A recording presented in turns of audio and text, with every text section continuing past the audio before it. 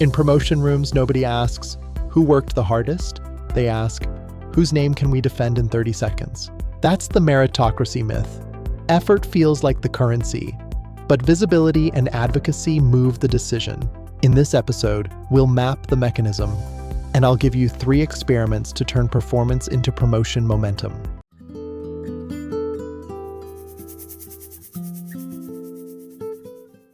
Hi, I'm Ryan from Workday Wisdom. This is where everyday work problems are explained using philosophy, psychology, and real research.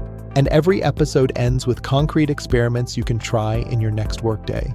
Today, you'll get 3 moves that do 3 things: help you grow faster and earn more, become a stronger version of yourself, and stop wasting time on effort the system doesn't reward. Let me show you the trap. 2 employees, same competence, similar output. Employee A believes in the classic deal. If I work hard, keep my head down, and deliver, I'll grow. So they do exactly that. They're reliable, thorough, always the person who gets it done. Employee B is also competent, but they do something different. They make their work easy to repeat in one sentence. They attach their work to the problems leadership already cares about. And someone says their name when they're not in the room. Then the break moment. Promotion cycle. Employee A hears, "You're doing great. Keep it up. You're so dependable." Employee B hears, "We think you're ready for the next level." Same merit, different outcomes. And if you're employee A, this is when the story turns inward. Maybe I'm not good enough. So you work harder. You say yes more. You add hours. And you pay with the most expensive currency of all, time. So what actually decided the outcome? Not effort, not talent, access, advocacy, visibility. To understand why this keeps happening, we need philosophy. Political philosopher Michael Sandel calls meritocracy a moral illusion, not because effort doesn't matter, but because success gets mistaken for virtue. When you win, it feels like proof you deserved it. When you lose, it feels like proof you didn't. Meritocracy doesn't just explain outcomes. It writes a story about who is worthy. Then Michel Foucault makes it sharper. Power rarely shows up as a villain. It hides inside systems that look neutral. Performance reviews, promotion criteria, calibration meetings, systems that appear objective while quietly rewarding the people who already fit. And sociologist Pierre Bourdieu explains why.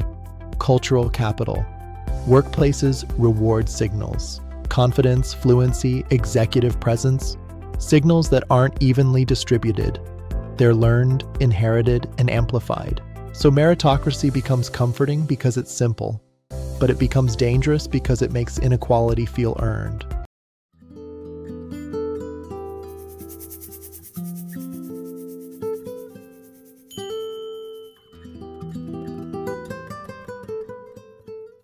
Now the research.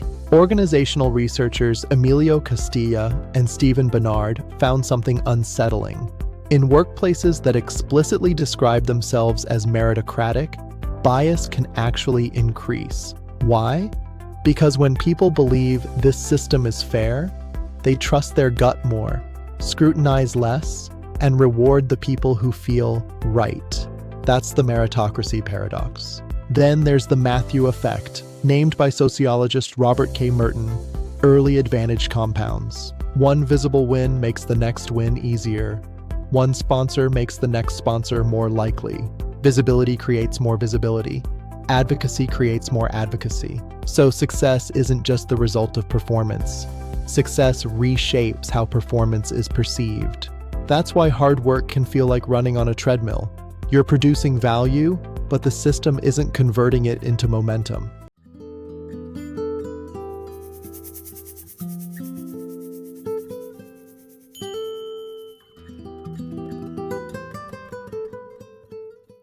Now the leadership lens, because this is where the myth does damage. When leaders say, "We reward merit," but don't actively manage visibility, advocacy, and access, they're not being fair.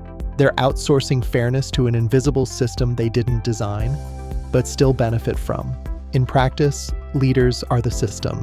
Every time you stay silent when one person's work gets credited and another person's disappears, that's a decision. Every time stretch assignments go to the same familiar names, that's a decision. Every time you say, "I just reward performance," without asking who had the chance to perform publicly, that's not neutrality, that's avoidance. Meritocracy becomes most dangerous when leaders believe in it sincerely. Because the moment you believe the system is fair, you stop checking whether it actually is.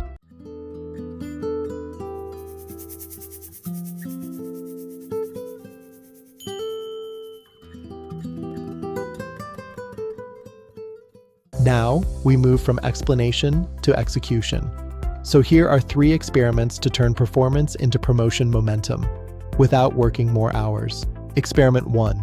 Make your work legible. If you want promotions and raises, here's the brutal truth. Great work isn't currency unless it's legible. Once a week, run this 30-second test. If someone scanned my work for 30 seconds, what would they actually see? Then adjust. Short summaries, clear framing, explicit outcomes. Write 4 lines.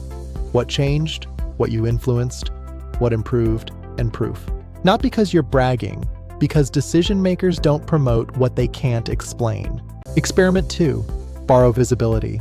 This is how people lose years in corporate life. They wait to be discovered. Instead, attach your work to existing attention. Reference it as an input in meetings. Ask for a public pressure test. Can we sanity check this together? Tie it to a leadership priority already being discussed. Visibility compounds faster when it's shared. And this saves time because it prevents the silent treadmill. Months of work that never becomes momentum.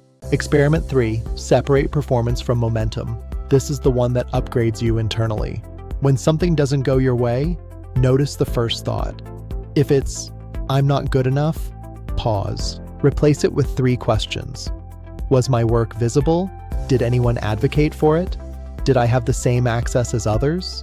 This doesn't excuse poor performance. It prevents unnecessary shame and turns you strategic. Now, the manager overlay. In evaluations, separate 2 questions. Who is producing strong results, and who is gaining momentum through visibility? They're often not the same group. Naming the difference reduces bias without slowing decisions. That's what growth looks like. Not just better output, better judgment. If you do these 3 experiments, here's what changes. First, promotion and money. Your work becomes discussable in decision rooms. Not Ryan works hard, but Ryan moved X by Y, and here's proof. That's promotion language. Second, becoming a better version of yourself. You stop treating setbacks as a verdict on your worth. You trade shame for clarity. And clarity produces calm confidence, the kind that doesn't need permission to exist. Third, time. You stop bleeding months into invisible effort. You invest energy where the system converts it into opportunity. Less treadmill, more leverage. These aren't mindset shifts, they're behavioral shifts. And behavior is what the system responds to. So here's the truth. Merit matters, effort matters. But pretending they're the only things that matter turns merit into a moral shortcut and turns your career into a guessing game. Today you got 3 moves. Make your work legible, borrow visibility ethically, and separate performance from momentum, so you grow without self-blame. That's how you increase promotion odds, become stronger, and do more with less. Next episode, we'll look at the agreeableness tax, how it keeps you from getting promoted.